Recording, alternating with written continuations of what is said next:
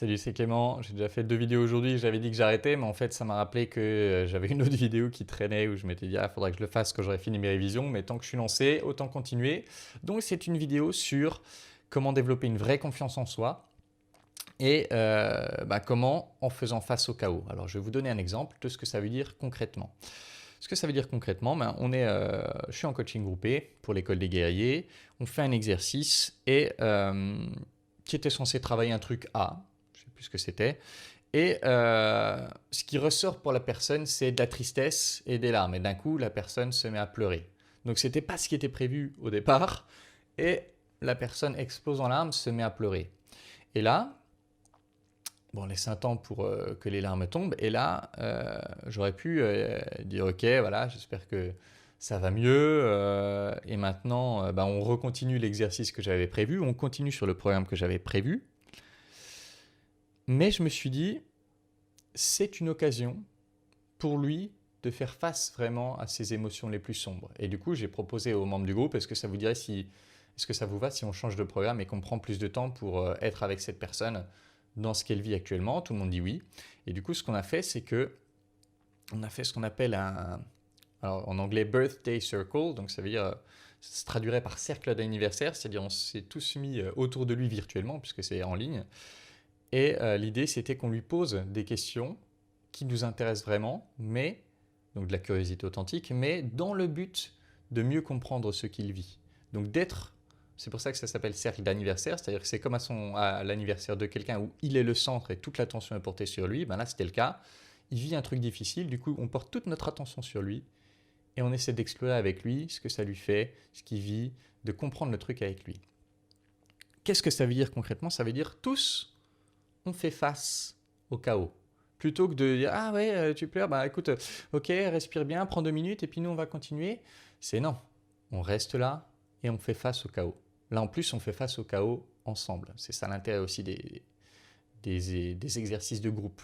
Donc lui se tourne vers lui, tourne son regard vers lui, fait face à ce qui se passe à l'intérieur de lui et nous tous, on fait face à ce qui se passe à l'intérieur de lui. Et donc, on pose des questions. Qu'est-ce que ça te fait de vivre ça? Qu'est-ce qui a fait émerger ça chez toi? Pourquoi tu penses que c'est si fort? Je sais pas, je me rappelle plus des questions telles quelles, mais l'idée, c'était vraiment d'essayer de s'asseoir avec lui au milieu de ce chaos qui vivait à l'intérieur de lui et de regarder et de tiens, c'est quoi ça? Tiens, c'est quoi ça? Tiens, et ça, c'est quoi ça? Ah, tiens, et ça, qu'est-ce que ça te fait qu'il y ait ça dedans? C'est vraiment être présent dans le chaos. Faire face au chaos, regarder le monstre dans les yeux, regarder les détails du monstre, rester présent face au monstre dans le chaos. Et donc, on va revenir sur la question de départ. Comment créer une vraie confiance en soi? Pour moi, le moyen le plus puissant de créer une vraie confiance en soi, c'est d'avoir été dans le chaos et de ne pas avoir fui, de ne pas avoir esquivé ce chaos par des évitements, donc soit par la bouffe, soit par l'alcool ou la drogue ou je ne sais quoi, d'avoir été dans ce chaos et de l'avoir regardé en face, d'avoir fait face à ce chaos, de l'avoir regardé sous toutes ses coutures, d'être resté présent dans le chaos. Parce que quand je reste présent dans le chaos, je vois que certes, c'est le chaos pendant un temps, c'est difficile, ça brûle et tout, mais au bout d'un moment, ça s'apaise, au bout d'un moment, ça se calme. Et donc, en faisant ça, je me prouve que je suis capable de me mettre à l'aise dans le chaos. Et si je me suis prouvé une fois que je suis capable de le faire dans le chaos, même si je me le suis prouvé 10 fois, on va dire, si à chaque fois que je le vis, je prends le temps, je me tourne vers ce chaos intérieur, si je me suis prouvé 10 fois de suite que je suis capable de me mettre à l'aise dans le chaos, alors c'est là que je développerai une vraie confiance en moi, parce que je sais que si un jour je me retrouve dans le chaos, si je fais un truc qui risque de me projeter dans une situation chaotique, je saurai gérer. Comment je sais que je saurai gérer? Parce que je l'ai déjà vécu 10 fois. C'est ça la vraie confiance en soi. C'est pas ah, je me dis que si ça m'arrivait, je saurais. Non, c'est ça m'est déjà arrivé d'être dans une situation chaotique et j'ai su gérer. Donc il n'y a pas de raison que je ne sache pas gérer la situation suivante. Et ça, c'est un truc, là, c'est un exercice groupé, mais vous pouvez le faire seul aussi.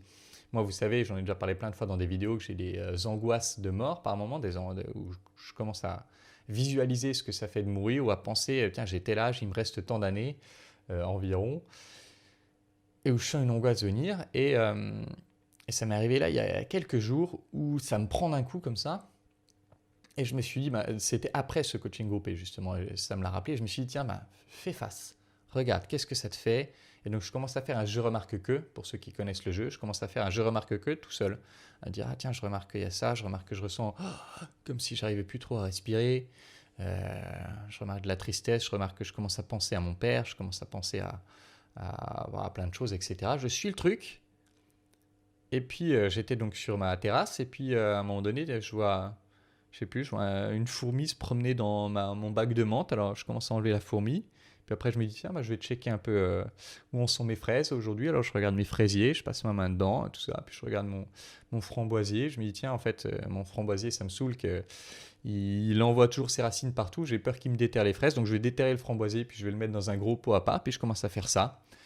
Et ben, l'angoisse, elle est où? Bah, elle était là, puis elle est plus là, elle est passée. Donc ça, c'est typiquement l'exemple de la méditation, mais c'est pour montrer que j'ai fait face au monstre, et puis tout seul, c'est parti, et j'ai fait d'autres choses. Et du coup, la prochaine fois que je vis ce type d'angoisse de mort, ben, je me dis, je l'ai déjà fait une fois là dernièrement, il n'y a pas longtemps, où j'ai pu faire face à ce monstre-là, c'est resté 2 minutes, et c'est parti. Donc la prochaine fois que ça arrive, il n'y a pas de raison que je ne puisse pas reproduire la même chose. Donc vous voyez, c'est ça. Et à force de le faire, bah, j'ai bon espoir que ça ne veut pas dire que ça résoudra ces angoisses de mort, mais ça veut dire que si ça dure que 2 minutes, bah, ça va quoi. Il y a pire. Et, euh, et ça développe la confiance. Je saurais faire face aux situations difficiles. Alors là, c'est une angoisse seule, mais bien sûr que les clashs de groupe ou tout ça, quand vous avez déjà vécu, parce que c'est aussi arrivé dans des sessions de coaching groupé, des moments où il y a des gens qui s'énervent entre eux, etc. Et au lieu de fuir, on reste présent. Tiens, qu'est-ce qui se passe? Qu'est-ce que ça te fait quand il dit ça, etc. Qu'on reste présent face au truc. Eh bien, je développe la confiance dans le fait que je saurais gérer les conflits parce que j'en ai déjà géré plusieurs. Où j'étais présent. Donc en plus, comme je suis vraiment présent dans le conflit et présent dans la gestion du conflit, j'en retire plus d'informations. Je l'ancre plus en moi. Donc, encore une fois, j'ancre plus la confiance que ça peut me donner. Voilà, j'espère que cette vidéo pourra vous aider, pourra vous faire comprendre à quel point c'est important de faire face au monstre, à quel point c'est important de faire face au chaos et comment ça peut être une excellente façon de développer une confiance en soi profonde. C'est tout pour cette vidéo. Comme d'habitude, si vous voulez travailler avec moi, si vous voulez participer à ces sessions de coaching groupé, vous pouvez postuler à l'École des guerriers via le lien dans la description. Et puis, on verra si ça peut matcher entre nous, si je pense que je peux vous aider, si vous pensez que mon travail et mon programme peuvent vous aider. Et puis ensuite, on enchaîne sur l'École des guerriers. Voilà, c'est tout pour cette vidéo. En attendant la prochaine, je vous embrasse et je vous dis à bientôt. Ciao.